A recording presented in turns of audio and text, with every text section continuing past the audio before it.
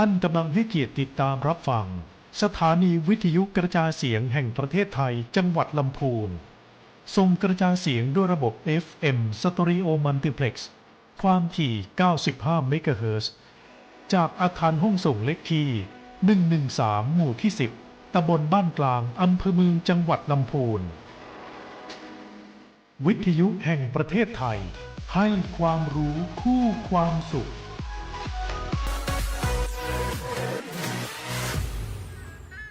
กราบก้มบังคมบาทปิยราชธิดาพระเสด็จสู่ฟ้าปวงประชาร่ำให้ครวญนานาพระกรณียกิจในดวงจิตทวินหวนทุกเร้าเศร้าในสวงพระคือดวงใจไทยเนื่องในโอกาสมหามงคลเฉลิมพระชนมพรรษาสมเด็จพระนางเจ้าสิริกิติ์พระบรมราชินีนาถพระบรมราชชนนีพันปีหลวงจังหวัดลำพูนเชิญชวนประสบกนิกรชาวจังหวัดลำพูนทุกหมู่เหล่าร่วมร้อยรวมพลังศรัทธาแสดงความจงรักภักดีในโครงการ1ความดีล้านความรักภูมิใจพักพระพันปีหลวงสืบสานพระราชปณิธานด้านการอนุรักษ์ป่าและน้ำด้วยการผนึกกำลังจิตอาสาทั้งจังหวัดตั้งเป้าสร้างฝายชะลอน้ำให้ได้มากกว่า 1,493 ฝายชะลอน้ำทุกตัวคือหนึ่งความดีที่จะช่วยกันกักเก็บความชุ่มชื้นคืนชีวิตให้ผืนป่าป้องกันไฟป่าและหล่อเลี้ยงลมหายใจของชาวลำพูนให้อุดมสมบูรณ์อย่างยั่งยืนมาร่วมเป็นส่วนหนึ่งของพลังแห่งความรักสละแรงกายแรงใจสร้างฝายเป็นพระราชกุศลร่วมทำความดีถวายแม่ของแผ่นดิน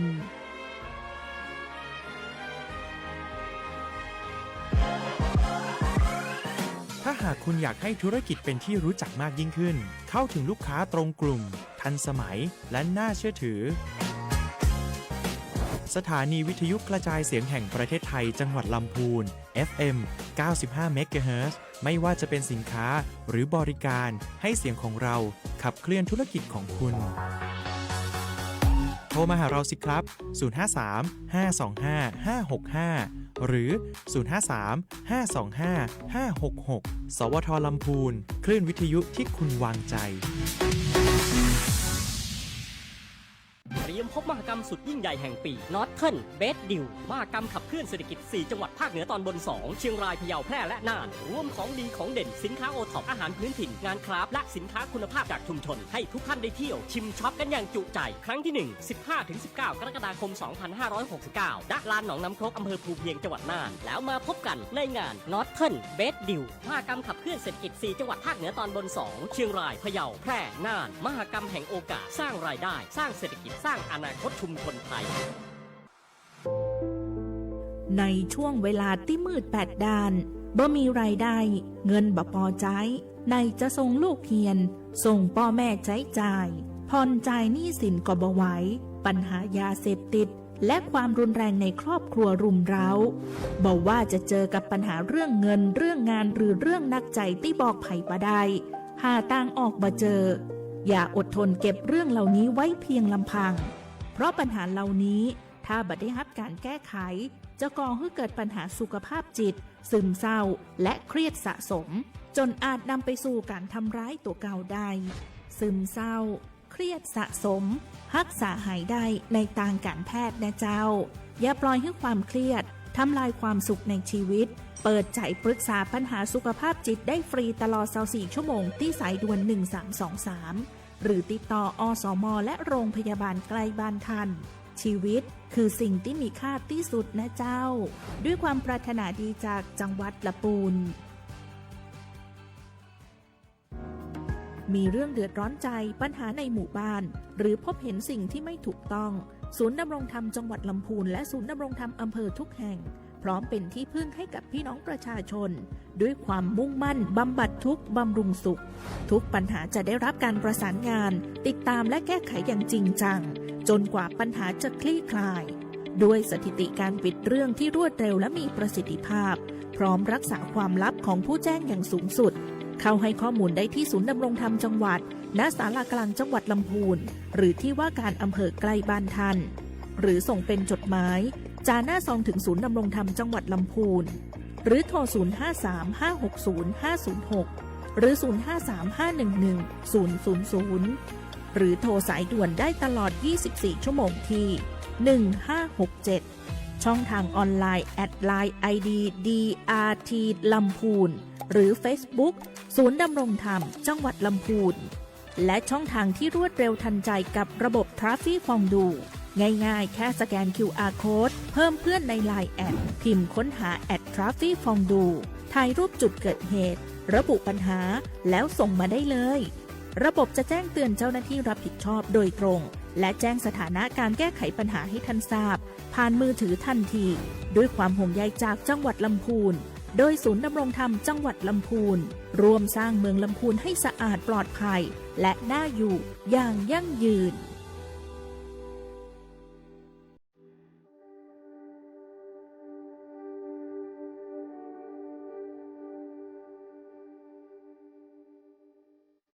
ท่านกำลังรับฟังการส่งกระจายเสียงจากสถานีวิทยุกระจายเสียงแห่งประเทศไทยจังหวัดลำพูนกระจายเสียงในระบบ FM Stereo Multiplex ความถี่ 95 เมกะเฮิรตซ์จากอาคารเลขที่ 113 หมู่ที่ 10 ตำบลบ้านกลางอำเภอเมืองจังหวัดลำพูน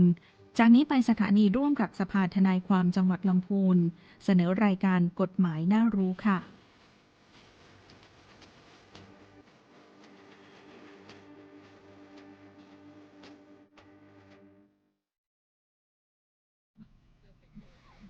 ครับสวัสดีครับท่านผู้ชมและท่านผู้ฟังFM 95 เมกะเฮิรตซ์ของสวทครับวันนี้ครับวันที่19กรกฎาคม2569พบกันอีกเช่นเคยในกฎหมายน่ารู้โดยสภาทนายความครับวันนี้ใกล้เข้าพรรษามาทุกขณะแล้วนะครับอาทิตย์นี้วันนี้ผมไม่ได้พบกับดำทนายดำหรือราหูไม่ได้มาคนเดียวนะครับผมหิ้วเอาน้องเข้ามาด้วยท่านทนายหนุ่มชวลิตครับขอแนะนำตัวเองหน่อยครับสวัสดีครับสวัสดีอีกทีนะครับสำหรับทุกท่านผมทนายชวลิตวรรณพรหมนะครับก็เป็นหนึ่งในกรรมการของสภาทนายความจังหวัดลำพูนนะครับก็คอยให้ความช่วยเหลือดูแลนะครับทุกสุขนะครับของพี่น้องนะครับด้านกฎหมายนะครับให้ความช่วยเหลือแก่พี่น้องทุกท่านนะครับครับโอ้ยินดีต้อนรับรายการวันนี้น่าจะสนุกครับพี่ครับเพราะมีความรู้ด้านกฎหมายใหม่ของพระราชบัญญัติเรื่องแอลกอฮอล์ออกมาเยอะแยะเลยใช่ครับ เนื่องจากใกล้เทศกาลเข้าพรรษานะครับเพราะฉะนั้นเราก็อาจจะมีเรื่องเกี่ยวกับกฎหมายเกี่ยวกับเครื่องดื่มแอลกอฮอล์หรือว่าการกระทำผิดเกี่ยวกับของมึนเมานะครับครับผมวันนี้กฎหมายค่อนข้างจะเยอะนะเห็นท่านทนายหนุ่มเตรียมมาเยอะแยะเลยก่อนอื่นนะครับก่อนจะเข้ารายการเรื่องขับรถเมายังไงแล้วก็เรื่องของพระราชบัญญัติเรื่องแอลกอฮอล์ที่มันแก้ไขมาใหม่เนี่ยผมอยากให้ท่านทนายหนุ่มช่วยประชาสัมพันธ์เรื่องของสภาทนายความจังหวัดลำพูนนะครับมีบทบาทและหน้าที่อะไรบ้างครับท่านก็หน้าที่หลักของสภาทนายความจังหวัดลำพูนก็คือการให้ความช่วยเหลือประชาชนทางด้านกฎหมายนะครับโดยไม่มีค่าใช้จ่ายนะครับไม่มีค่าใช้จ่ายฟรีครับฟรีครับสำหรับผู้ยากไร้นะครับเพื่อให้ได้รับความเป็นธรรมกระจายความเป็นธรรมให้ทั่วทุกท้องถิ่นนะครับไม่ว่าจะเป็นการจัดหาทนายความว่าความให้การให้คำปรึกษาด้านข้อกฎหมายการเผยแพร่ความรู้สู่ชุมชนนะครับเพื่อลดความเหลื่อมล้ำในสังคมก็ให้ทุกคนสามารถเข้าถึงกระบวนการยุติธรรมได้อย่างเท่าเทียมกันนะครับซึ่งเดี๋ยวนี้นะครับก็ทางสภาทนายความก็โดยเฉพาะจังหวัดลำพูนเนี่ยก็จะมีการให้ความรู้การกฎหมายและให้ความช่วยเหลือในแบบเชิงรุกมากขึ้นนะครับอย่างเช่นว่าตามที่ทั่วไปนะครับถ้าท่านมีปัญหาด้านกฎหมายอยากมาปรึกษาสามารถเข้าไปขอความปรึกษาได้ฟรีนะครับไม่ว่าจะเป็นที่สภาทนายความนะครับหรือที่ศาลจังหวัดลำพูนตามวันเวลาราชการมีอีกแห่งนึงแล้วก็ที่อื่นอีกไหมครับที่อื่นนี่ก็มีตอนนี้มีที่สถานีตำรวจนะครับมี2ที่นะครับเขาเรียกสภเมืองกับสภนิคม2ที่นะครับเรียกอีกอย่างนึงเป็นทนายเลยนะเป็นทนายอาสาครับทนายอาสาท่านสามารถเข้าไปขอคำปรึกษาได้นะครับทุกวันไม่มีวันหยุดราชการไม่มีวันหยุดราชการนะครับสำหรับที่สภเช้าถึงเย็นครับสำหรับที่สภเมืองสภนิคมทุกวันเวลาทุกวันตั้งแต่ 8:30 น.จนถึง 16:00 น.ใช่ครับทุกวันครับผมแต่ของที่ศาลนี่ตามวันหยุดราชการก็จะหยุดนะครับเป็นนอกจากจะให้ปรึกษา ครับ กฎหมายให้ว่าความหรืออะไรฟรีแล้วเนี่ยบทบาทของเราอีกภารกิจที่2เนี่ยคืออะไรครับท่าน ครับก็ เผยแพร่เนาะ เผยแพร่กฎหมายอย่างเช่นวันเนี้ยนะครับ ครับ ก็มาให้ความรู้ อืม ด้านกฎหมายนะครับ เพราะว่าก็ถือว่าเป็นเชิงลุกเป็นการป้องกันก่อน เป็ นะ นการป้องกัน ถ้าเสริมความรู้ให้ประชาชนถ้า ครับ ประชาชนมีความรู้ด้านกฎหมายเนี่ยโอกาสในการไปกระทำผิดกฎหมาย ใช่ ก็จะไม่เกิดขึ้น เพราะว่า ครับ บางท่านอาจจะไม่รู้กฎหมายเผลอไปกระทำความผิดเข้าไปทำให้ ครับ เกิดแต่ว่ากฎหมายบังคับไงว่าท่านต้องรู้กฎหมาย อ๋อ ท่านจะมาอ้างว่าท่านไม่รู้กฎหมายไม่ได้เพราะฉะนั้น เราต้อง เป็น เรา เรา ต้อง ต้องให้อาวุธเขาให้ความรู้ความเข้าใจเขานะครับ ใช่ ในการป้องกันตัวนะครับ ครับนอกจากสวทแล้วท่านเราเคยไปที่ไหนบ้างฮะอย่างที่เรือนจำ ก็จะมีเดี๋ยวนี้ก็นอกจากภารกิจหลักของเรานะครับ กับทั่วไปเอาเราจะเรียกว่าไปปฏิบัติภารกิจร่วมนะครับ ร่วมกับหน่วยงาน ทางยุติธรรมจังหวัดลำพูน ยุติธรรมจังหวัด นะครับเข้าไปให้ความรู้กฎหมายและให้คำปรึกษาถึงในเรือนจำจังหวัดลำพูน ในเรือนจำก็มีเนาะ ครับแล้วก็เดี๋ยวโครงการต่อไปเนี่ยก็ตอนนี้ก็เริ่มทำ MOU กับไม่ว่าจะเป็นทั้งหน่วยงานของอบจลำพูน ใช่ นะครับ อบจ หรือห ทำ น่วยงานเทศบาลอบต ครับ ต่างๆเนี่ยครับ ครับ เพื่อว่าจะเข้าไปให้ความรู้ เป็น กฎ เชิง หมาย รุก ลงไปลึกๆนะครับให้ถึง ลึกๆ ประชาชนทั่วไป ถึงกำนันผู้ใหญ่บ้านด้วยเนาะ ใช่ครับครับ อืม ยิ่งประชาชน ครับ ทั่วไปเนี่ยกระจายให้ทั่วนะครับ นี่เป็นการให้ความรู้ด้านกฎหมาย ครับถือว่าเป็นภารกิจหลัก ครับ นะครับ ภารกิจที่เราช่วยกันป้องกันและปรามทนายด้วยกันนี่คือภารกิจอะไรท่าน ก็ ท่านรู้ไหม ก็จะมีการตรวจสอบเนาะ อ่า มีการตรวจสอบของทางสภาทนายก็มีการตรวจสอบอาจจะมีการร้องเรียนมาว่า ร้องเรียนใครท่าน ร้องเรียนทนายบางที ทนาย ท่าน ความ อาจจะ ผิด ปฏิบัติผิดมารยาททนายควา อ๋อ ม ผิดมารยาททนาย อ่า คือสภาทนายความจังหวัดลำพูนเนี่ยจะช่วยกำกับดูแล ใช่ครับ เรื่องมารยาททนาย ครับผม จรรยาบรรณของทนาย ใช่ครับ ถ้าฝ่าฝืนมันก็เราสอบแล้วมีโทษไหม ก็มีโทษครับ อืม มีอาจจะถูกพักใบอนุญาต พักใบอนุญาตด้วย นะครับ พักใบอนุญาตภาคทัน ใช่ครับ งด ต่างๆ การว่าความเป็นเวลากี่ปีอะไรมีมาตรการของ มี น มาตรการนะครับ คือ เพราะฉะนั้นต้องเพื่อให้มาตรฐานนะว่าความเป็นธรรมนี่ต้องมี ต้องมี ให้พี่ คน น้องทุก กำกับ คน ดูแล ครับ ครับ ผม ถ้ามีอะไรก็ไปพบสภาทนายความจังหวัด ครับ ลำพูนสภาตั้งอยู่ที่ไหนท่าน สภาทนายความนะครับถ้าเอาง่ายๆถ้าท่านรู้จักหมู่บ้านกินเลกเนาะ มีหมู่บ้านกินเล็ก ตรง ครับ ตีนสะพาน ตรงตีน ริมแม่ สะพาน จัวเนาะ ใช่ครับ เขาแยกไป ครับ เมืองจี้ ครับถ้าท่านวิ่งมาง่ายๆท่านวิ่งมาจากแจ่มฟ้าใหญ่เนาะท่านยูเทิร์นเสร็จ U-turn เตรียม เสร็จ เตรียมชิดซ้าย ยูเทิร์นนี่ยูเทิร์นใต้สะพาน ใต้สะพาน ใช่ไหม ยูเทิร์นใต้สะพาน เตรียม อ่า ชิดซ้าย ชิดซ้ายนะครับประมาณ 150 เมตรนั่นแหละก็จะ 150 เลี้ยว เมตร เข้าหมู่บ้านเลี้ยวปุ๊บมองขวามือครับเจอปั๊บ อ๋ เล อย ตรงช่องเลี้ยวนี่มีอะไรท่าน ครับ มันจะมีป้อมยามอะไร มีป้อมยาม ยู่ เข้าไปป้อมยามท่านมองทางขวา อยู่ มือ ติดขวามือเลย เขียน ครับ ป้ายโลโก้ว่าสภาทนายความจังหวัดลำพูนค่อนข้าง ใช่ครับ ชัดเจน ครับผม มีปัญหาหารือได้ มีปัญหาปรึกษาได้ ครับผม มีปัญหาโทรศัพท์ได้ โดยเฉพาะ ได้ครับ ของผมเนี่ยเป็นรองประธานสภา ครับ โดยมือถือหลักเนี่ยท่านประธานสภาท่านจะ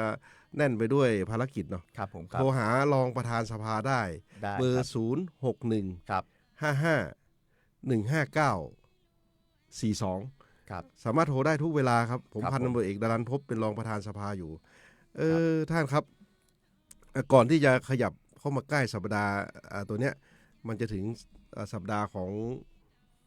เข้าพรรษา ครับ เข้าพรรษาท่านพอรู้ไหมว่าวันเข้าพรรษาเนี่ยมันจะเป็นวันหยุดหรือวันห้ามจำหน่ายสุราไหม ครับครับผม ครับ ก็ถูกต้องครับพี่ตามกฎหมายแล้วเนี่ยวันอาสาฬหบูชาและวันเข้าพรรษาถือ ครับ เป็นวันห้ามจำหน่ายเครื่องดื่มแอลกอฮอล์ทุกชนิด ตลอด 24 ชั่วโมงนะ ค ค รั รั บ24 ชั่วโมงเลยครับ ครับ ตั้งแต่เวลา ทั้งวันนั่นแหละครับ ทั้งวัน ตั้แต่เวลา 0.00 นถึง 24.00 นเรียก ครับ ว่าทั้งวันนั่นแหละท่าน อ๋อ หากใครฝ่าฝืนขายเหล้าเบียร์ในวันดังกล่าวเนี่ยจะมีโทษจำคุกครับไม่เกิน 6 เดือนหรือปรับไม่เกิน โอ้ 10,000 บาทหรือทั้งจำทั้งปรับเลยนะ วั คน รับ ที่จะเข้าพรรษาวันอาสาฬ ครั ห บ บูชา2 วันเนี่ยนะ ครับเพราะว่าอาทิตย์นี้ก็จะมีวันเฉลิมพระชนมพรรษาของสมเด็จพระเจ้าอยู่หัว อ๋อ เราติดด้วย ด้วย ก็เป็น3 วันติดกัน 3 วันติดกันหยุดยาว บางทีบางหน่วยงานหรือบางบริษัทเนี่ยก็จะหยุดวันจันทร์ให้หรือวันศุกร์ให้อีกทั้งอาทิตย์ เรียกว่าเป็น ทั้งอาทิตย์เนี่ยหยุด ลอง ยาว วิกเอนนะครับเพราะฉะนั้นเนี่ย weekend ทั้งอาทิตย์ โอกาสในการท่านจะ ฉ มา ลองเต็มที่ดิ ใช่สังสรรค์เต็มที่เพราะฉะนั้นก็ต้องระมัดระวังหน่อยนะครับว่า เมาแล้วโอ้โห อย่าไปทำผิดกฎอย่าไปกิน ครับ อย่าไปซื้ออย่าไปดื่มนะครับ ในวันที่เขาห้ามนะครับ อืม แล้วก็สถานที่ต่างๆ ที่เขาห้ามด้วย ครับ นะครับ ทนายหนุ่มครับพี่เห็นว่ามีกฎหมายเกี่ยวกับแอลกอฮอล์ที่มาใหม่เนี่ย ครับ เยอะมากเนี่ย เยอะครับพี่ พอจะแจงไว้เป็นลักษณะไหนที่ออกมาแล้วก็มีต้อง ครับ ห้ามยังไง ครับ ช่วยทำให้ท่านผู้รับชมเนี่ยรับ ครับ ฟังเนี่ย ครับ รับรู้ได้ไหมครับว่ามีกฎหมายอะไรบ้าง ก็มีการแก้ไขเพิ่มเติมตามพรบควบคุมเครื่องดื่มแอลกอฮอล์ โอ้ 2551 นะครับมีหลายประเด็นนะครับ เช่นเปลี่ยนตัวผู้มีอำนาจออกกฎห้ามขายสุราในวันหรือเวลาที่กำหนดเป็นคณะกรรมการควบคุมเครื่องดื่มแอลกอฮอล์ เดิมนี่เป็นใครครับตอนนี้เป็นคณะกรรมการ เดี๋ยวนี้เนี่ยก็มีเป็นรัฐมนตรีว่าการกระทรวงสาธารณสุขเป็นประธานนะครับ ครับ เดิมนี่จากเป็นรัฐมนตรีนายก อ๋อ รัฐมนตรี ตอนนี้มอบ ะครับ ให้ เป็นผู้มีอำนาจออกประกาศ ครับ ประชาสัมพันธ์ให้ข้อมูล ครับ นะครับ อืม แล้วก็สามารถทำได้เท่าที่ไม่ขัดกับประกาศของคณะกรรมการ แล้วก็มีการคุมเข้มโฆษณาด้วย โอ้คุมโฆษณา ห้ามจูงใจให้บริโภค ห้ามจู เค ง รื่อง ใจ ดื่มแอลกอฮอล์นะครับ ครับ ห้ามเนียนนะครับ ห้ามเนียน ก็คือแฝงโฆษณาเหล้าในสินค้า ตี อื่น เนียน อ่า ตีเนียน บางที มา ท่านอาจจะเห็นว่าแบรนด์เรียกว่าเป็นแบรนด์เรามองไปก็รู้ว่าเป็นแบรนด์ เป็นแบร แอล นด์ กอฮอล์ อันนั้นคือ นะ การตีเนียนละ แต่ว่าเป็นโฆษณาเป็นเครื่องดื่มอื่นที่ไม่ใช่แอลกอฮอล์ ครับ ตรงนี้เราก็อาจจะเริ่มเห็นบ่อยมา เห็นบ่อย ขา แล้ว ก็ เห็นบ่อยแล้ เขา ว จึงมีออกกฎหมายใหม่ตัวนี้ขึ้นมา โอ้ เพื่อว่าห้ามเป็นโฆษณาแฝง แฝง เพราะเขาห้ามอยู่แล้วว่าห้ามตรงๆนี่ไม่ได้อยู่ละ ตรงๆ เราก็ ไม่ได้ การเลี่ยง เขาเรียกมานานตอน เขา นี้ เรีย ก็ ก ออกมา มา เขา ตอนนี้ เขาว่า ก็ต้องมี แฝง ออก ก็ไม่ได้ ครับ ห้ามเนียนนะห้ามเนียน ใช่ครับก็โดยประกาศดังกล่าวเนี่ยครับก็เริ่มบังคับใช้แล้วตั้งแต่วันที่ 8 พฤศจิกายน 2560 นะครับคือปีที่68นะค ครั รับบ เป็นต้นมาในที่ผ่านมาเนี่ยนะครับ พี่เห็นว่ากว่าจะผลักดันกฎหมายนี้ออกมาเนี่ย ครับ มันจะมีหลายหน่วยที่ช่วยกันผลักดันนะครับ ท่าน ครับ พอจะทราบไหมมีหน่วยไหนบ้าง โอ้ ที่ช่วย ก็ ผลักดัน มีหลายหน่วยนะครับอย่างเช่นภาคประชาชนเนาะ อ่า สำหรับภาค มี ประชาชน ภาคประชาชน ก็มีผ ด้วย ลักดันโดยสมาคมคราฟต์เบียร์ Craft Beer เพจสุราไทย แล้วก็ประชาชนเบียร์นะครับ อืม ซึ่ง ครับ รวบรวมรายชื่อนะครับกัน ครับ ตั้งแต่ปี 2563 แล้วก็ โอ้ เสนอต่อสภานะครับ ครับ เมื่อปี 2564 2 ก็คือภาคประชาชนที่ ครับ ผลักดันโดยเป็นภาคีป้องกันและลดผลกระทบจากเครื่องดื่มแอลกอฮอล์ ครับ เรามีทั้งภาคเข้าไปร่วมด้วย อ๋อมี นะครับ หลายภาคส่วนเนาะ ใช่ครับ แล้ว เขา ก็มีทั้งพรรคการเมือง ครับ นะครับตั้งแต่สสตั้งแต่พรรคก้าวไกลก่อนถูกยุบละ ครับ แล้วก็เสนอต่อสภาเมื่อตั้งแต่ปี ครับ 2566 ละ มีหลายภาคการเมือง ครับ ว่างั้นเถ แล้ว อะ ก็มีสสของจากสสพรรคเพื่อไทย เพื่อไทย เสน ด้วย อสภาต่อเมื่อ 2567 นะครับ ครับ แล้วก็มีเสนอโดยคณะรัฐมนตรีเสนอต่อ โอ้ สภาเมื่อปี 67 เหมือนกัน คณะรัฐมนตรี นะครับ คือภาคส่วนทุกส่วน ทุกส่วนเนี่ยตอนนี้เขาเห็นว่าผลเป็นผ ร่ว ล ม ก กัน ระทบ เขาใช้เวลานานไหมท่าน โอ้นานครับกว่าจะออกมาได้นะ อ่า ดูเสนอตั้งแต่ปี 63 ทั้งปี โอ้ 64 65 67 65 กลั่นกรองมากว่าจะออกเป็นกฎหมายมาแล้วก็มีเห็นชอบนะครับ ครับ เมื่อวันที่ 4 สิงหาคม 2568 แล้วก็ประกาศ ครับ ใช้ในที่สุดนะครับ ครับ นะครับ แล้วก็จะเกี่ยวกับเนื้อหาหน่อยผมจะลงไปเนื้อหาบางทีก็ ได้เลยท่าน เกี่ยวกับว่ากฎหมายใหม่เนี่ยเขามีการเพิ่ม ครับ ยังไง เพิ่มอำนาจพนักงานเจ้าหน้าที่ยังไงนะครับ ครับ นะครับ โดยเพิ่มอำนาจหน้าที่ในการเข้าไปกำกับดูแลนะครับ เกี่ยวกับสถานที่นะครับ อ๋อเข้าไปดูแลได้ ส เมื่ ถา อน ก่ ที่ อน เกี่ยว นี้ กับแอลกอฮอล์เดี๋ยวนี้เขามีอำนาจมีอะไรยังไงเพิ่มไหมนะครับ ก็ตามเดิมนะครับตามมาตรา 34 ในอำนาจเจ้าหน้าที่เนี่ยเขาก็บอกว่าเข้าไปในสถานที่ทำการของผู้ผลิตนะ ผู้ผลิต นำเข้าหรือขายเครื่องดื่มแอลกอฮอล์ คือ หรือสถานที่ผลิตนำเข้าขายหรือเก็บเครื่องดื่มแอลกอฮอล์ในเวลาทำการของสถานที่นั้นๆรวมถึงตรวจสอบพาหนะยึดหรืออายัดเครื่องดื่มของผู้ผลิตผู้นำเข้าหรือผู้ขายที่ฝ่าฝืนหรือไม่ปฏิบัติตามพรบนี้นะครับ มีหนังสือเรียกบุคคลใดมาให้ค่อยคำหรือให้ส่งเสริมหรือวัตถุใดมาเพื่อประกอบพิจารณาในพรบควบคุมเครื่องดื่มแอลกอฮอล์ 2518 โดยได้เพิ่มอำนาจขึ้นนะครับโดยพนักงานเจ้าหน้าที่เนี่ยเพิ่มอีก 6 ข้อด้วยกัน โอ้ นะครับ หัวข้อมีอะไรบ้าง มี ท่า 6 น ข้อนะครับหนึ่งก็คือเข้าไปในสถานที่หรือบริเวณที่ อ๋อ ขายเครื่องดื่มแอลกอฮอล์นะครับ ครับ หรือสถานที่หรือบริเวณที่จัดบริการเพื่อให้มีการบริโภคเครื่องดื่มแอลกอฮอล์เพื่อประโยชน์ในการค้าเพื่อตรวจสอบควบคุมนะครับ ครับ ให้ปฏิบัติไปตามมาตรา 28-30 ก็คือการขายเครื่องดื่มแอลกอฮอล์ในเวลานะครับที่ประกาศห้ามไว้นะฮะขายห้ามเกินเวลาที่แล้วก็ห้ามขายให้แอลกอฮอล์ให้แก่บุคคลที่กฎหมายห้ามนะ หรือเขา บุคคล ขาย ห้าม ให้เด็กให้เยาวชนให้อะไรนี่ไม่ได้นะครับ อันนี้ก็ไม่ได้ ตรวจสอบเข้ม แล้วก็ห้ามบริโภคเครื่องดื่มแอลกอฮอล์ในเวลาที่ห้ามขายในพื้นที่ที่ถูกห้ามไว้อีกในกรณีที่มีเหตุอันควรจะสงสัยว่ามีการกระทำความผิดตามมาตราดังกล่าว ครับ แล้วก็ข้อ 2 ก็คือเรียกหรือขอดูบัตรประจำตัวประชาชน หรือเอกสารอื่นใด เมื่อก่อนนี่ตรวจดูบัตรไม่ได้เนาะ ครับ ตอนนี้เพิ่มมาตรการให้เจ้าพนักงานเจ้าหน้าที่ละ ครับว่าเรียกขอดูบัตรประจำตัวประชาชนหรือเอกสารอื่นใด ซึ่งระบุที่อยู่และปรากฏรูปถ่ายของผู้ถือบัตร เพื่อบันทึกข้อมูล ในกรณีที่มีการกระทำความผิดหรือกรณีที่มีหลักฐานสมควรว่ามีการกระทำความผิดตามพรบนี้ต้องมีหลักฐานพอสมควรว่าเขาได้กระทำความผิดจะเรียกดูบัตรดูอะไรได้ครับเข้าไปอย่างสถานที่เข้าไปตรวจแล้วขอดูบัตรได้เมื่อก่อนนี้ไม่ได้ยังไงก็ไม่ได้แต่ถ้าสงสัยว่าเขากระทำความผิดเนี่ยสามารถเรียกดูบัตรได้ใช่ครับวัตถุประสงค์การเรียกดูบัตรก็เพื่อที่จะรู้ที่อยู่ตรวจสอบบุคคลแล้วเพื่อบันทึกข้อมูลด้วยเนาะครับใช่ครับก็ข้อ3ก็คือตรวจสอบหรือรวบรวมพยานหลักฐานหรือวัตถุอื่นใดเพื่อประโยชน์ในการดำเนินคดีรวบรวมพยานหลักฐานได้ใช่ครับเรียกพยานหลักฐานมีใบอนุญาตครบไหมเปิดยังไงมีใครเป็นผู้จัดการอะไรยังไงนะครับเพื่อรวบรวมพยานหลักฐานอย่างนี้เขาพบความผิดเนี่ยบางอย่างมีอำนาจตักเตือนได้เขาจะมีอำนาจตักเตือนตามข้อที่4ก็คือมีอำนาจเตือนผู้กระทำความผิดเตือนด้วยก็คือหรือสั่งให้ผู้กระทำความผิดนี้ระงับหรือแก้ไขการกระทำนั้นซึ่งรวบรวมถึงสั่งให้ระงับการเผยแพร่สื่อโฆษณาอย่างเช่นเราไปเห็นว่าสามารถเตือนได้โฆษณาแฝงหรือว่าเป็นตีอ้อมไปหน่อยหลบเลี่ยงกฎหมายถ้าเห็นว่าเป็นการกระทำผิดก็สามารถไปตักไปเตือนแล้วก็ให้แก้ไขให้ถูกต้องได้นะครับถ้าเขาเห็นว่าผิดจริงๆท่านเขาสามารถสั่งปิดได้ไหมสั่งได้ครับถ้าเป็นว่าไปสั่งปิดถึงว่าสถานที่นี่เปิดเกินเวลาเราเห็นเปิดเกินเวลาเป็นผับเป็นอะไรไม่ได้รับอนุญาตหรือไม่มีใบอนุญาตก็สั่งปิดสถานที่เป็นหลักเกณฑ์อีกข้อนึงที่เขาเพิ่มมาใหม่เนาะสถานประกอบการหรือสถานบริการซึ่งได้กระทำความผิดแล้วก็หรือแจ้งให้พนักงานเจ้าหน้าที่หรือเจ้าพนักงานรัฐที่มีอำนาจตามกฎหมายที่เกี่ยวข้องเนี่ยดำเนินการสั่งปิดสถานที่ที่ใช้กระทำความผิดหรือดำเนินการอื่นตามที่กฎหมายกำหนดที่ผ่านมานี่คืออำนาจของพนักงานเจ้าหน้าที่ที่เขาเพิ่มเติมให้ใช่ไหมใช่ครับอำนาจนี้เขาเข้มเลยนะครับแล้วก็อีกข้อหนึ่งก็คือแจ้งให้ผู้ออกใบอนุญาตตามกฎหมายว่าด้วยภาษีสัมปทานมิตรเนี่ยสั่งพักใช้หรือเพิกถอนใบอนุญาตผลิตสุราใบอนุญาตขายสุราหรือใบอนุญาตนำเข้าสุราต่อให้มาถูกต้องแล้วนะแต่ถ้าท่านทำผิดกฎผิดระเบียบผิดกฎหมายนะครับท่านก็ถูกให้สั่งให้พักใช้สั่งให้เพิกถอนนะครับแล้วก็นี่ก็เป็นปัญหาหน่อยนะครับแล้วที่โฆษณาเนียนๆนะพนักงานเจ้าหน้าที่เนี่ยเขามีอำนาจไหมเนี่ยใช่ครับในการคุมเข้มโฆษณาเครื่องดื่มแอลกอฮอล์เนี่ยก็คือห้ามชักจูงใจห้ามเนียนใช้ชื่อโลโก้แฝงโฆษณาเหล้าในสินค้าอื่นห้ามเนียนนี่พนักงานเจ้าหน้าที่สามารถดำเนินการได้เลยนะครับก็คือตามกฎหมายเดิมนี้มาตรา32นี่กำหนดให้ห้ามไม่ให้โฆษณาเฉยๆแสดงชื่อหรือเครื่องหมายของเครื่องดื่มนะครับที่จะอวดอ้างสรรพคุณชักจูงใจ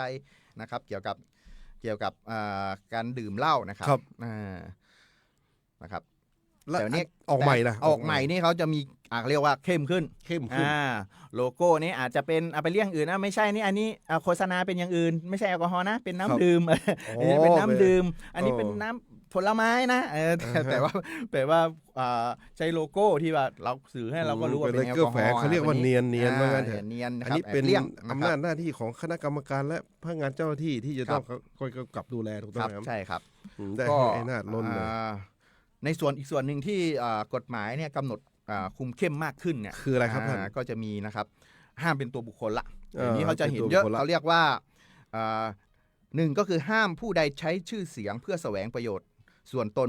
สื่อสารข้อมูลต่อสาธารณชนแสดงชื่อหรือเครื่องหมายเครื่องดื่มแอลกอฮอล์โดยมุ่งหมายชักจูงใจให้ผู้อื่นบริโภคเครื่องดื่มแอลกอฮอล์เว้นแต่เป็นการสื่อสารทางวิชาการให้แก่สมาชิกวงจำกัดก็ตัวอย่างเช่นอินฟลูเอนเซอร์เดี๋ยวนี้ไม่ต้องเป็นดาราอะไรเดี๋ยวอาจจะเป็นเรามีออกช่องเองผิดกฎหมายเรียบเลยดังเองเขามีข้อห้ามครับเช่นอินฟลูเอนเซอร์นี่ไปรับสปอนเซอร์โฆษณาแฝงจูงใจหรือผู้ประกอบการหรือสถานบริการที่โพสต์ข้อความโซเชียลมีเดียอย่างเช่นว่าให้อินฟูไปโพสต์แบบเดี๋ยวนี้ร้านเหล้านี่นะจะมีจัดโปร5 แถม 1เกี่ยวกับเครื่องดื่มแอลกอฮอล์อย่างเงี้ยไม่ได้คนนี้เป็นการจูงใจเนาะจูงใจครับการโฆษณาเพื่อจูงใจนะครับจูงใจเพื่อให้มีการซื้อครับมีการจำหน่ายแล้วก็2ก็คือห้ามผู้ใดโฆษณาผลิตภัณฑ์นะหรือสิ่งอื่นใดหรือเครื่องหมายโลโก้ของเครื่องดื่มแอลกอฮอล์เป็นชื่อหรือโลโก้ของผลิตภัณฑ์ตัวเองนะหรือโฆษณาโดยการนำชื่อเครื่องหมายหรือสัญลักษณ์ของเครื่องดื่มแอลกอฮอล์มาตัดต่อเติมหรือดัดแปลงข้อความให้เป็นส่วนหนึ่งของชื่อหรือโลโก้ของเครื่องดื่มแอลกอฮอล์นั้นในลักษณะที่ทำให้เข้าใจว่าความหมายถึงการโฆษณาเครื่องดื่มแอลกอฮอล์พูดง่ายๆก็คือเนียนอันนี้ที่บอกไปเมื่อกี้ไปเนียนนะท่านทนายครับเนียนนี่ผมเห็นมีอย่างหนึ่งนะครับกล่องใส่กระดาษทิชชู่ครับมีเนียนมีโลโก้ของสุราอันนี้ถือว่าเนียนไหมท่านก็ถ้าอยู่ อยู่ในร้านอยู่อะไร อยู่ใน ตาม ร้าน อะไรก็ไม่เป็นไร แต่ถ้าท่านอย่างเช่นว่ามาเป็นอินฟู อืม ท่านถ่ายทอดสดท่านมี กำกับดูแลแล้วมาตั้งเห็นเลยว่า เห็น ฉั เลย น ว่าตรงนี้ ต้องการจะสื่อโฆษณา ครับ ใน ผม ในโทษนะเบียร์ตัวนี้สุราตัวนี้ ครับ มีตัวนี้ ครั ฉั บ นแสดงออกว่าฉันต้องการสื่อให้รู้ว่ามีการโฆษณาตัวนี้ ใช่ครับ โดน ครับเนี่ย เขาเรียกว่า ถ่าย เรียน ทอด เหรอ สดอย่างเราเนี่ยมี อืม โลโก้ของ เสร็จ เค เลย รื่องดื่มมาตั้ง วันนี้ไม่มีไม่มีนะ ไม่มีนะครับ ครับ แล้วก็ข้อ 3 ก็คือห้ามผู้ใดให้การสนับสนุนกิจกรรมเพื่อสังคม หรือสาธารณประโยชน์แก่บุคคล กลุ่มบุคคล หน่วยงานของรัฐ หรือองค์กรเอกชน ในลักษณะที่ส่งเสริมการบริโภคเครื่องดื่มแอลกอฮอล์ อ๋อ นะครับ ตัวนี้เลยใช่ไหมเวลาเราจัดงานต่างๆ เรา ครับ มักจะ ครับ เอาสปอนเซอร์ ครับ คนนั้น ผม ช่วย ครับ ตัวนี้ ครั มา บ แล้วก็ต้องโฆษณาให้เขาด้ ครั ว บ ย ครับ อันนี้เขาห้ามข้อนี้ ก็ เลย คือ ใช่ไหม ทางนี้เนี่ยก็คือตามที่รัฐมนตรีผู้รับผิดชอบนะครับประกาศกำหนดโดยคำแนะนำของคณะกรรมการควบคุมเครื่องดื่มแอลกอฮอล์นะครับ อืม ทางนี้พรบควบคุมเครื่องดื่มแอลกอฮอล์เนี่ยที่แก้ไขใหม่เนี่ยครับก็ยังระบุบทกำหนดโทษจากการโฆษณา อ๋อ นะครับ มี ในนี้ โทษด้วย นะครับ ใช่ไหมที่เขา อ่า ที่เขาเพิ่มเข้ามาเนี่ย ใช่ครับ เขาจะมีวงเล็บก็คือ32มาตรา32/1/2/3/4/5เนี่ย ครับ ที่เขาเพิ่มมาเนี่ยเป็นการเพิ่มของกฎหมายมาเนี่ย ใช่ครับ เขามีบทลงโทษด้วยใช่ไหม ใช่ครับก็คือจำ แรง คุก ไหมครับท่าน จำคุกไม่เกิน1 ปี โอ้มีโทษจำคุก หรือ ด้วย ปรับไม่เกิน1 0 0 0 0แสนบาท 100,000 หรือทั้ง เยอะนะ จำทั้งปรับนะครับ แสนนี่เยอะครับ เห็นว่ามีปรับรายวันด้วยท่าน ใช่ครับแล้วก็ส่วนหากฝ่าฝืนอีก ฝ่าฝืนอีก นะครับฝ่าฝืนก็มีมาตรการที่ก็คือมีโทษจำคุกไม่เกิน 6 เดือน โอ้ หรือปรับไม่เกิน 1 0 0 0 0แสนบาท หรือ โอ้ ทั้งจำทั้งปรับ และยังต้องรับโทษอีกวันละไม่เกิน 50,000 บาทอันนี้คือปรับเป็นรายวันนะตลอดเวลาที่ยังฝ่าฝืน เนี่ย จนกว่าจะปฏิบัติให้ถูกต้อง คนธรรมดาเนี่ยไม่ไหวเลยนะ ครับ แต่ถ้าเป็นห้างร้านบริษัทนี้มันจะเขาเรียกว่าโทษนะถ้าพูดไม่สุภาพเนี่ย ครับ มันจะเจ๊งไปตามๆกันนะวัน ครับผม เอาแบบ เพราะฉะนั้นนี่ก็ท่านต้องตรวจสอบนะสำหรับผู้ประกอบการนะครับหรือว่า ครับ เป็นอินฟลูเอนเซอร์นะครับ อืม ก็อย่าพยายามเนี่ยก็อย่าไปใช้นะครับอย่าไป ครับ ทำผิดกฎหมายนะครับ ครับ นั่นต้องมีความรู้ด้านตรงนี้นิดนึงนะครับ อีกนิดนึงเนี่ยเกี่ยวกับกฎหมายใหม่เนี่ยเขาโอกาสมีการบำบัดฟื้นฟูไหมท่าน ครับมีครับ มีเนอะ ครับ เขา เกี่ยวกับ เขาขยายอะไรนะขยายมาตรการในกา ใช่ รบำบัด ฟื้นฟูนะครับเพราะว่า อืม ก็อย่างว่านะครับเดี๋ยวมันก็ไม่ได้เป็นยาเสพติดอะไร ใช่ ร้ายแรงนะ ใช่อืม ก็บางคนก็ติดนะมันจะไปเลิกปุ๊บปั๊บมันก็อาจจะยากก็ต้องมีมาตรการในการช่วยเหลื นอก อ จากเข้มข้นแล้วก็ยังมีผลดีต่ออา เขาเรียก ครับ พวกที่แอลกอฮอลิซึมนะ ใช่ครับนะก็ช่วยในการบำบัดฟื้นฟู บำ นะ บัด ไม่ได้ว่าเป็น ฟื้นฟู ฟาดอย่างเดียว ใช้มาตรการฟันอย่างเดียว ผิดอาญา อืม ปรับอย่างเดียว ครับ นะมีมาตรการสำหรับเป็นผู้บริโภคจริง ๆ ก็ นะค เป็ รับ นผู้บ ก็ ริ มา โภค ฟื้นฟูร่างกายอะไรให้ โอ้โห ให้กลับมาเป็นคนดีของสังคม แล้วก็มีสุขภาพแข็งแรง โอ้เยอะเลย เท่า ครับ ที่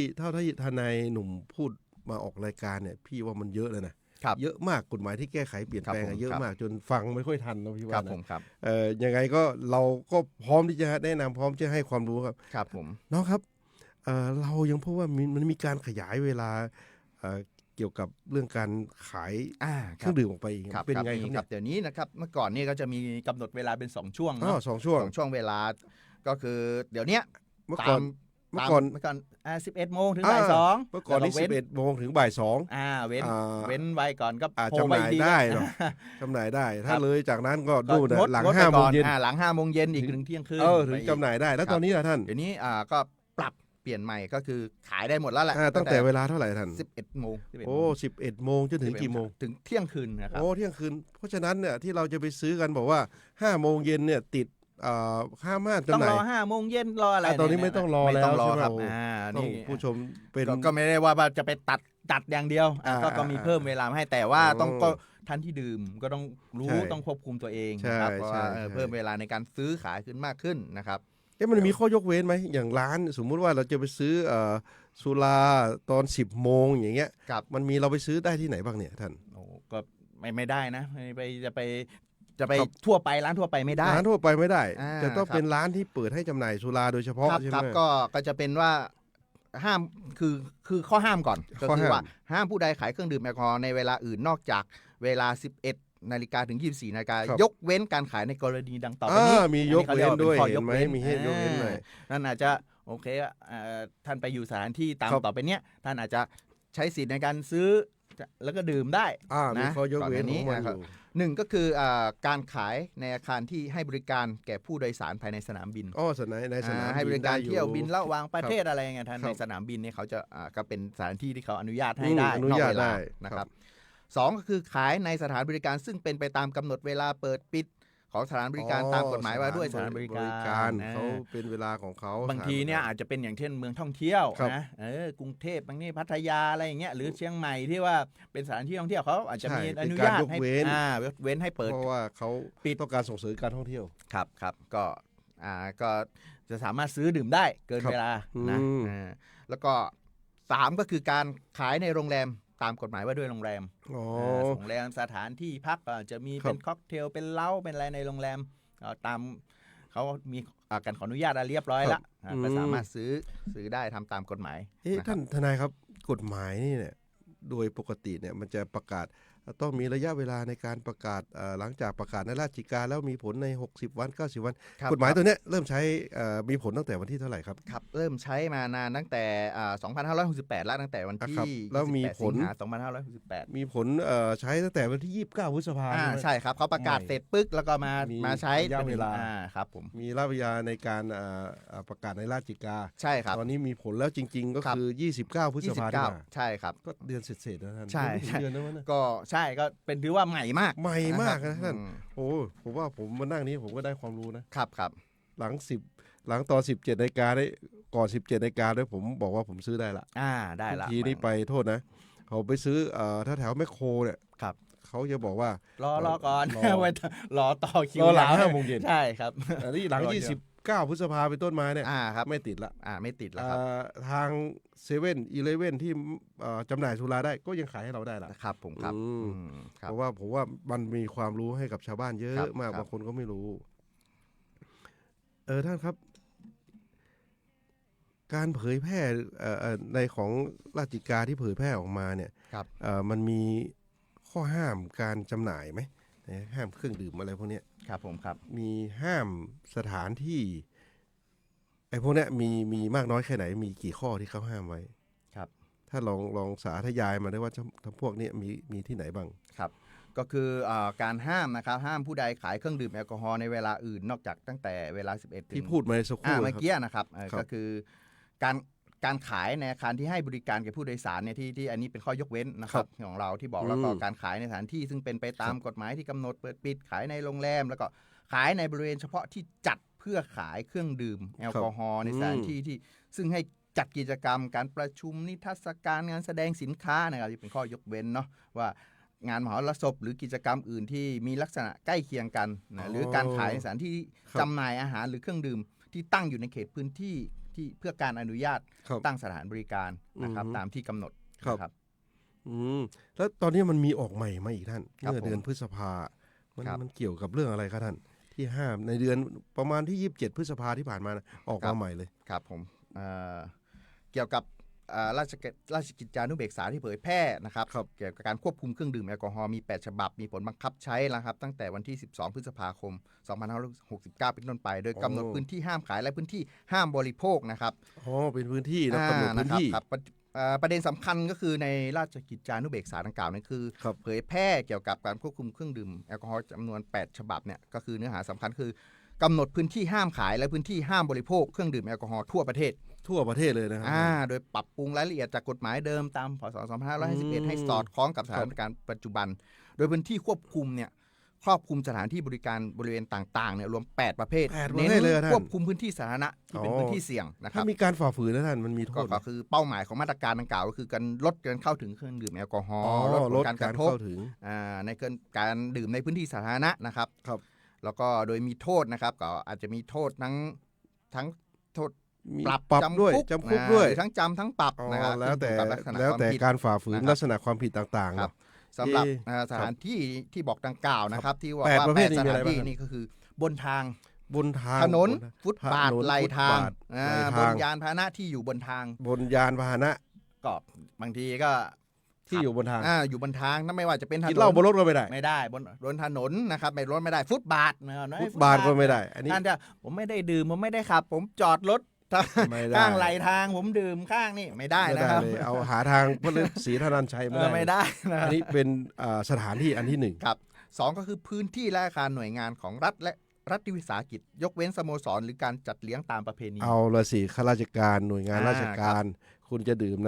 ในพื้นที่ของคุณไม่ได้นะครับ ครับ3คือสถานีขนส่งผู้โดยสาร ผู้โดยสารหมายถึงว่าจุดจอดรถโดยสาร ครับ ทั่วๆไป ใช่ ห้าม ครับ ดื่ม ครับ4ก็คือท่าเรือ ท่า และ เรือ เรือโดยสารสาธารณะ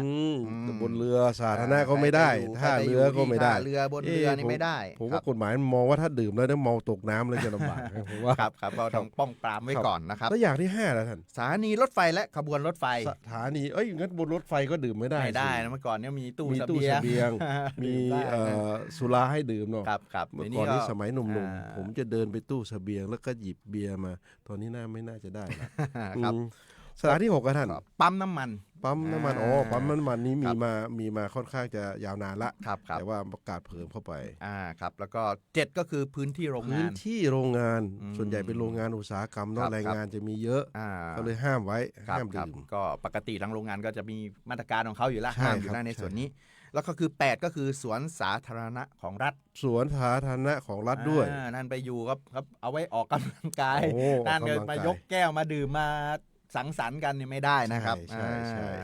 แล้วก็นอกจากนี้เนี่ยการดื่มหรือขายในพื้นที่ใกล้สถานศึกษา สถานพยาบาลวัดและสถานที่ราชการอื่นๆเนี่ยยังคงถูกควบคุมอ ยั ย่าง งเข้ อ ม ยู่ งวด ควบคุมกฎหมายเดิมก็ อ่า ควบคุมอยู่แล้ว รับ คุณ แต่ว่ ห้ามดื่ม ใก นะ ล้ในรัศมี ใช่รัศมีเขาจะกำหนดรัศมีพอสมควร ครับ ห้ามดื่ม ทั้งสถานศึกษาสถานพยาบาล ครับ แล้วก็ส่วนและสถานราชการอื่นๆ ก็ยั ค ง รับ ถูกควบคุมอยู่ ครับผม เนาะ ครับ หนุ่มครับ พี่ยังนึกออกกฎหมายใหม่ที่ออกมาเร็วๆเนี้ยเดือนกรกฎานี่เองเนี่ยมันเกี่ยวกับเรื่องสุราเหมือนกันเนี่ยพอนึกออกว่ามันเกี่ยวกับเรื่องอะไรไหม ครับพี่มีเขาเรียกว่าประกาศสำนักนายกรัฐมนตรีเรื่องการจัดเลี้ยงตามประเพณีพศ 2569 นะครับคืออนุญาตให้สามารถบริโภคเครื่องดื่มแอลกอฮอล์ในสถานที่ราชการและสถานที่ศึกษาได้นี่เป็นข้อยกเว้นของเมื่อกี้ที่ว่า ข้อห้าม นี่เป็นเขาให้ยกเว้น ตอนนี้ฉันจะดื่มใน แต่ไม่ได้ว่าดื่มได้ สถานที่ราชการละ ตลอดดื่มได้นะเขาบอกว่าเฉพาะการจัดเลี้ยงในพิธีแต่งงานและการจัดเลี้ยงตามประเพณีทางการทูตเท่านั้น อุ้ย โดยมีผมบังคับใช้ตั้งแต่วันที่ 11 กรกฎาคม 2569 เป็นต้นไปคือที่ผ่านมาวันที่สดๆร้อนๆ11 กรกฎาคม คือ 2569 เลย เราสามารถ ครับ ดื่มในสถานที่ราชการตัวนั้ ครั น บ ได้ ครับ โดยมีข้อยกก็เพียงว่าเป็นงานพิธีแต่งงาน ครับแล้วก็พิธีทางการทูตอย่างเช่น พิธีการทูต เดี๋ยวนี้เขาอาจจะเมื่อก่อนเนาะเขาไป ครับ ขอจัดแต่งงานในทั้งเป็นเทศบาลใน อ่า โรงเรียนอะไรกัน อ่า แต่พักหลังหายไปเพราะว่าไม่สามารถ ไม่ บริ สา การ มารถ ดื่มเครื่อง ดื่ ดื่ม ม แอลกอฮอล์ ได้ ได้นะ งั้น อันนี้กฎหมาย ที่ ก็ปรับมาให้เข้ากับชุมชน ใช่ หน่อยว่าโอเคไปขออนุญาตอะไรให้เรียบร้อ ใช่ ยงานแต่งงานอาจจะจัดได้ละเดี๋ยวนี้ งาน ไม่ แต่ ว่าง งาน ที่ จัด ในโร ได้ ง ดื่ เรี ม ย ได้ นในโรงเรียนเนี่ยในเทศบาลต่างๆ ที่เขามีหอประชุมใหญ่ๆก็ได้สามารถไปขอใช้พื้นที่จัด ท่านค ได้ รับอันนี้ผมยังสงสัยด้วยว่าถ้างั้นงานเกษียณอายุราชการงานเลี้ยงสังสรรค์เลี้ยงรุ่นงานคืนสู่ยุ่งสู่เหย้าอะไรพวกนี้ทำได้อยู่ไหม ไม่ได้ครับ ไม่ได้นะ เพราะ ไม่ ว่า ได้ ที่กำหนด1 ถึง 2แค่นั้นเอง แค่นั้นเอง ยกเว้นการ ยกเว้น1 ถึง ยกเว้น 2 ก็คือแต่ที่ว่าไปจัดอย่างอื่นไม่ได้งานเกษียณอายุราชการงานเลี้ยงสังสรรค์ทั่วไปก็ไม่ได้อนุญาตให้ จะไปบอกว่า จัดได้ เอ่อ เขาอนุญาตให้นี่แล้วนี่กฎหมายให้ แต่งงานยัง แต่งงาน ยัง กิน ไม่ได้หรอ ไม่ได้เขา อ๋อ เขาให้เฉพาะ ครับ เป็นการเฉพาะจะไป แต่ว่าถ้าโอกาสข้างหน้าหรือข้างหน้ามีกฎหมายใหม่ออกมาเดี๋ยวก็จะมาเรียนให้ทราบอีกว่าเดี๋ยวนี้เขาอนุญาตเขาได้แล้วนะเขาเพิ่มแล้วนะ อาจจะเพิ่ม อ่า สถานที่ ครับ หรือ ผม วิธีการที่ยกเว้นอาจจะ ครับ เลี้ยงเกษียณหรือเลี้ยงรุ่น ครับ เนี่ย ครับ อาจจะได้อยู่ ครับ ท่านพี่เนี่ยเคยเห็นเว็บไซต์ต่างๆ เนี่ย มันมักจะบอกว่าตั้งแต่ไอ้ตัว ตัวนี้ ออกมาเนี่ย กฎหมายใหม่ บอกว่าปลดล็อกละตอนนี้ได้เฮละ ครับ กินในสถานศึกษาก็ได้สถานที่ราชการก็ได้ ครับ มันเป็นจริงไหมเนี่ย ก็แสดงว่าสรุปที่เมื่อกี้ก็คือไม่จริงนะครับ ไม่จริงนะ หลายคนก็เข้าใจผิดนะครับ เข้าใจคาดเค ว่า ลื่อน มันจะไปดื่มมาอะไรไม่ได้เขายังอยู่ในข้อบังคับนะครับ ต้องขออนุญาตต้องทำให้เรียบร้อยนะครับ ครับ ตามกฎตามระเบียบของเขาแล้วก็มีแค่2ประเภทคือพิธีแต่งงานและประเพณีทางการทูตเท่านั้นนะครับ จะ ก็ เข้าใจผิดนะครับ ยกเว้นให้ได้ นะ เฮ ครับ นี่ไม่ได้เลยนะ มัน ครับ มี2 งานเท่านั้นเอง คือน งาน นอกเหนืออย่างอื่นเนี่ยต้องปฏิบัติตามข้อกำหนดเดิมนะค ครั รับบ โดยทางงานเลี้ยงประเภทอื่นๆ งาน ครับ เกษียณอายุอะไรเนี่ยยังไม่สามารถ อืม ไปดื่มอะไรได้ ครับ นะครับ โดยสรุปแล้วเนี่ยเราสามารถดื่มแอลกอฮอล์หรือสุราได้ในสถาน ศึกษาหรือสถานที่ราชการได้นั้นอ่ะเป็น ครับ เพียงข้อยกเว้นก็คืองานแต่งงาน ครั กับงาน ครับ ตาม ประเพณีทางการ ทางการทูตเท่านั้น อย่างนี้ก็ท่านต้องป ไม่ใช่ ขอย กเลิกทั้งหมด ต้องไปแจ้งขออนุญาตอะไรทางสถานที่ให้เรียบร้อยนะตามกฎระเบียบของเขามีอยู่เนาะ ไม่ได้เปิดให้ ดื่ม ครับ ทั้งหม ครั ด บ ครับ ครับ พี่ว่าเป็นการถือว่าเป็นการเตือนสติ ครับ ทั้ง ครับ ผู้ดื่มที่ดีเลยครับในวันนี้นะครับ ครับ เอ่อ แล้วก็ เรื่องนี้ จะมีกันเป็นอัปเดตกันหน่อยสมมติว่าเราเมาละ เมา นั่น แล้ว น่ะไปดื่มแล้วนะเขาอนุญาตไปงานแต่งงานดื่มมาจากสถานที่ละท่านเมาแล้วเนี่ยอีกอย่างหนึ่งที่เป็นก่ออันตรายทุกปีในการประสบอุบัติเหตุก็คือการเมาแล้วขับ เมาแล้วขับพี่ อืม กำลังจะนำเข้าสู่เมาแล้วขับ ถ้ามี ครับ เวลาพอจะโยงเข้าไปถึงการลดละเลิกครับ การดื่มสุราขณะขับ ครับ ขี่เพื่อ ครับ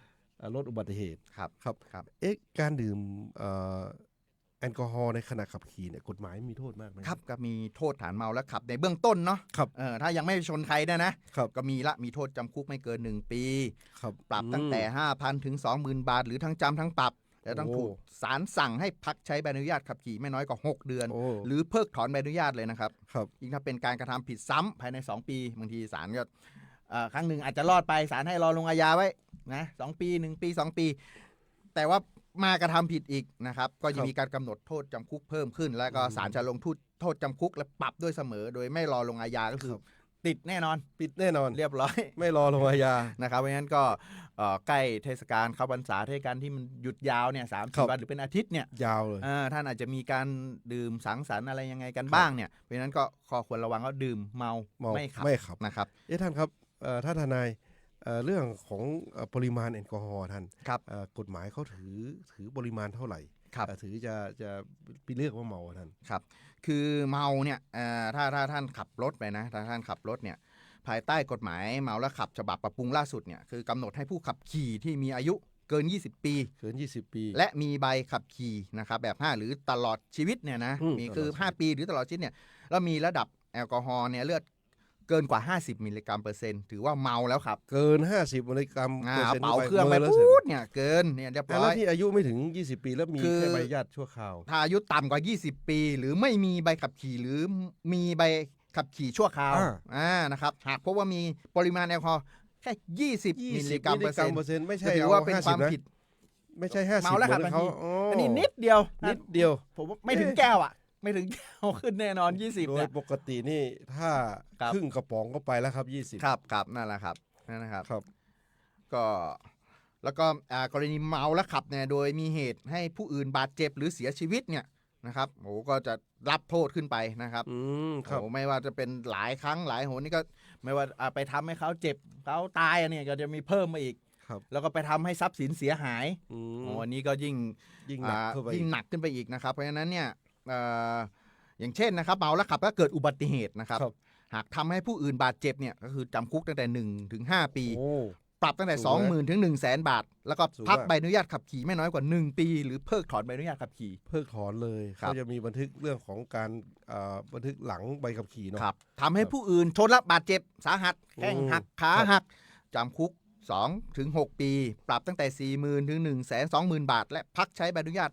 ขับขี่ไม่น้อยกว่า 2 ปี หรือเพิกถอนใบอนุญาตขับขี่เลย โอ้โทษ นะครับ ค่อนข้างจะสูงแล้วนี่คือเมาแล้วขับ ทำให้ผู้อื่นเสียชีวิต หนัก จำ เข้า คุก อีก 3 ถึง 10 ปี โอ้ ปรับตั้งแต่ สูง 60,000 ถึง 200,000 บาท และเพิกถอนใบอนุญาตขับขี่ทันที คำว่า 3 ปีถึง 10 ปีเนี่ยโทษต่ำก็คือ3 3 ปีนะครับ แต่ท่านต้องเยียวยาค่าเสียหายท่านต้องให้การรับสารภาพ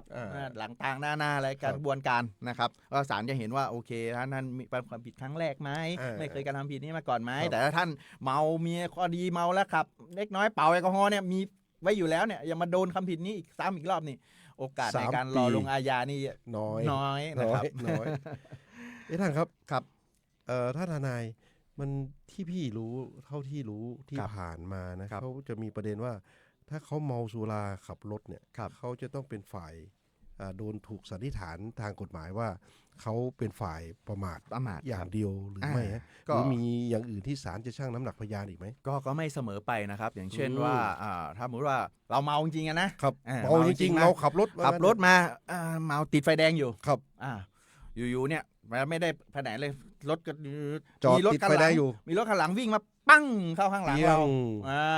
อันเนี้ย เราเสียหายละ เรียบ ตรวจเจอว่าเราเมา ตรวจ แล้ เจ ว อเป่าทั้งคู่ข้างหลังอาจจะเป่าไม่เจอ อ่า แต่เขาจะมาคุณเนี่ยประมาทคุณเมาขับรถได้ไงนะครับอย่างนี้กฎหมายไม่ได้บอกว่าจะผิดเสมอไป กฎหมาย นะครับ เขา เพราะ จะ ว่า ถือว่าใครมีส่วนที่ ครับ ก่อให้เกิดอุบัติเหตุมากกว่ากัน อาจ ใช่ จะ ไหม ท่านอาจจะโดนผิดนะครับขับรถในขณะเมาสุรา เราโดนแค่นั้น ครับแต่ยังไม่แปลว่าเป็นขับรถประมาท ไม่ใช่ ให้ ไม่ ผู้ ใช่ อื่นเสียหาย เป็น หรือท่านเราขับอยู่เลนของเราดี ครับ ๆมีรถจากอีกเลนหนึ่งสวนมา ข้ามเลนมาชนรถของเรานี่เราเดินในทางรถของเราอยู่แล้ว อันนี้ก็เราก็ขับถูกต้องละนี่เราก็ไม่ถือว่าเราประมาทนะครับว่าจนว่าให้เกิดอุบัติเหตุไม่ใช่เพราะอุบัติเหตุเนี่ยมันมาจากอีกคันหนึ่งวิ่งสวนเลนข้ามเข้ามาชนกับรถของเรานะครับแต่ยังไงเนี่ยก็ทางที่ดีก็ดื่มยาขับดีกว่าเกิดชนขึ้นมาเนี่ยอย่างน้อยก็โดนละแน่นอนละ ใช่โดนแล้ว ขับรถโดยประมาทนี่ก็ไม่โดนตรงนี้ก็เป็นขับรถในขณะเมาสุรา ขับรถใน โด ข น ณะ แน่ มึนเมาสุราเพราะฉะนั้นเวลา ครับผม เราดื่มแล้วไม่ควรจะขับ ครับคือโดยเฉพาะเนี่ยเดี๋ยวนี้มีอีกอย่างหนึ่งคือล่าสุดในปี 2568 เนี่ย ครับ คือทางสำนักงานอัยการสูงสุดได้ให้พนักงานอัยการพิจารณาว่าพฤติการในการขับรถขณะเมาสุราของผู้ต้องหาที่ถูกดำเนินคดีเนี่ยมีลักษณะเป็นการขับรถโดยไม่คำนึงถึงความปลอดภัยหรือความเดือดร้อนของผู้อื่น อันเป็นความผิดตามพระราชบัญญัติจราจรทางบกพ.ศ. 2522 มาตรา 43 วงเล็บ 8 ด้วยหรือไม่หากพิจารณาแล้วเห็นว่าผู้ต้องหาได้ขับรถโดยไม่คำนึงถึงความปลอดภัยหรือความเดือดร้อนของผู้อื่นเนี่ยอันเป็นความผิดดังกล่าวด้วย และยังมิได้มีการแจ้งข้อหาดังกล่าวแก่ผู้ต้องหาให้พนักงานอัยการสั่งให้พนักงานสอบสวนแจ้งข้อหาดังกล่าวเพิ่มเติมแก่ผู้ต้องหาและในการฟ้องคดีต่อศาลให้พนักงานอัยการเนี่ยให้ขอให้ศาลริบรถของกลางให้ที่การทำความผิดด้วย อันนี้เมาแล้ว โดนลิฟต์ ครับ ด้วย ขับ โดนลิฟต์ รถ ด้วย สายเป็นงู ครับ ไปชนไม่ไปชนคนก็ไปชนเสาไฟฟ้าเขาหักเขาไฟดับไปทั่วอย่างเงี้ยนี่ ก่ น อ อก ให้ จา เกิ ก ดค ว่า วามเสียหาย ใช่ นอกจากตัวเองโอเคผมยังไม่ได้ชนใครแต่ไปชนเสาไฟฟ้าทำไมค่าไฟดับก็ต้องชดใช้ค่าเสาไฟฟ้านอกจากตรงนั้นแล้วท่านอาจยึดรถ ยึดรถได้เลย ท่านอัยการนี่สั่งให้ว่า ครับ มีในคำฟ้องด้วยว่าขอให้ศาลเนี่ยยังสั่งยึดรถด้วย โอ้นี่เรื่องใหญ่เลยเมื่อก่อนว่าแค่ชนเนี่ยชดใช้ไม่พอรถก็ไม่มีจะขับละ ครับ พักใบอนุญาตก็ตอนนั้นท่านไม่ได้สักอย่างแล้วท่านถูกพักใบอนุญาตก็ไม่พอรถก็ถูก โดนยึดอีก ทุกอย่างนะครับเพราะฉะนั้นเนี่ย มันมา มั จาก นผลกระทบนะครับของเมาแล้วขับนี่ไม่ใช่ เมา แค่โดนปรับ จาก นะไม่ใช่แค่โดนปรับนะก็ท่านจะเสียประวัติทางกฎหมาย ถูกดำเนินคดีจากกฎหมายเมาแล้วขับไม่เพียงแต่ส่งผลกระทบต่อเงินในกระเป๋าท่าน ครับ ก็ยังมีผลกระทบต่อชีวิตส่วนตัวเฉพาะกรณีที่ทำให้ใบรับรองความประพฤติหรือสมัครงานเนี่ยก็มีข้อกำหนดทางจริยธรรมท่านก็ตรงนี้ท่านก็ยากละบางทีก็อยู่บริษัทเป็นพนักงานขับรถกับไม่ได้ละท่าน ไม่ได้ ไม่ได้ละ ตกงานอีกต่างหากครับ สองก็เสี่ยงต่อการเกิดอุบัติเหตุเพราะสถิติเนี่ยเขาบอกว่าเนี่ยเมาแล้วขับเนี่ยถือว่าเป็นสถิติที่มากนะครับ สติมากที่สุดแล้ว ครับ ใน ครั ก บ รณี สถิติการ อุบั เกิ ติ ด เหตุ จากเมาแล้วขับ สียชีวิต นะครับ เขาถึงกำหนด7 วันอันตรายมา ใช่ครับนอกจากนี้เนี่ยท่านก็ต้องถูกฟ้องร้องเรียกค่าสินไหมทดแทนหากเมาแล้วขับ แล้วก็ไปชนคนอื่นเนี่ย ต้องไปชดใช้ให้เขาไม่ว่าทางราชการก็ชดใช้ชนคนก็ชดใช้ชนสิ่งของก็ชดใช้หมดโอ้โหเรียบร้อยเลยครับท่านอย่างนี้นะครับเพราะฉะนั้นเนี่ยในเรื่องประกันภัยอีกประกันภัยในกรณีเมาแล้วขับเนี่ย ไม่จ่าย ก็เขาเคยไม่จ่ายแต่เขาจ่ายคนถูกชนนี่ยังจ่ายอยู่ ถูกต้อง แต่เขาจะมาไล่เบี้ยเอาจากท่านซึ่งเป็นคนเมานี่อีก ไล่เบี้ยแน่ โอ้ ถือว่าเหมือนก็เหมือนไม่ได้จ่ายครับ ครับโอ้โหแบบ เขาจ่าย แทน ให้ ที่ แท เรา น มีแทนที่เรามีประกัน ใช่ นะถ้าเราไม่เมาเนี่ยโอเคประกันจ่ายให้หมด คุ้มครองเราด้วย ไม่เป็นไรแต่พอเมาเสร็จไปชนเขาเนี่ยประกันไม่คุ้มครองแล้วละแม้เราจะมีประกันชั้นหนึ่งนะก็ เอามาไล่เบี้ย ก็ม่ด้ช่วย ต่ออ อะไรเขาไม่ ครับ มาไล่เบี้ยเราต่อไปนะครับ ชัดเจนเลยท่าน ครับผม วันนี้นะครับพี่น้องผู้ฟังเชื่อว่าได้มีความรู้ด้านกฎหมายเรื่องของพระราชบัญญัติแอลกอฮอล์นี้ค่อนข้างจะเยอะนะครับ ช่วงท้ายของรายการเนี่ย ครับ พี่อยากให้หนุ่มช่วยรณรงค์เรื่องการงดเหล้า ครับ เข้าพรรษา ครับ เพื่อจะเป็นการงดลดละเลิก ครับ แล้วขับกลับบ้านอย่างปลอดภัยเนี่ย วันเนี้ย ครับ เราขอเชิญชวนเนาะ ครับก็รณรงค์ในการรณรงค์ในสโลแกนที่ว่าอิ่มบุญอิ่มใจขับขี่ปลอดภัยนะค อิ่ รับ มบุญอิ่มใจขับขี่ปลอดภัย ครับ เข้าภาษาอิ่มบุญปลอดเหล้าปลอดอุบัติเหตุ ครับ ครับ นะครับแล้วก็ในการในถึงช่วงเทศกาลเนาะ ครับ หรืองานเข้าพรรษาเนี่ยไม่ ค ว่า รับ เป็นวันอาสาฬหบูชาแล้วก็วันเข้าพรรษาต่อกัน ใช่ เนี่ยนะครับ ต่อเนื่อง ก็ถือเป็นนิมิตหมายอันดีนะครับสำหรับพุทธศาสนิกชนทุกท่านนะครับในการที่ว่าจะประพฤติปฏิบัติตนในการงดเหล้าเข้าพรรษาก็ทำให้ศีล 5ของเราบริสุทธิ์ขึ้น นะครับ แล้วก็นอกจากนั้นก็ไม่ว่าจะเป็นทางด้านความบุญกุศลทางศาสนาละ ครับ ก็เป็นบุญกุศลแล้วก็เป็นผลดีต่อสุขภาพของเราด้วยนะครับ เยี่ยมเลย ในการ ครับ พักตับซะบ้าง พักตับ นะครับ ครับวันนี้ทุกอย่างเรื่องนี้เป็นเริ่มต้นที่ตัวเรานะเพื่อครอบครัวเรา ครับ เราร่วมกันรณรงค์ ครับ วันนี้ผมทนายราหูฤด ครับ ำและทนาย ชาวลิตวรรณพรหมครับ ครั ผ บ ม เราต้องขอลาท่านผู้ฟังไปก่อนนะครับแล้วพบกันใหม่ในสัปดาห์หน้าครับ ครับ ครับ ผ สวั ม สดีครับ ครับ สวัสดีครับ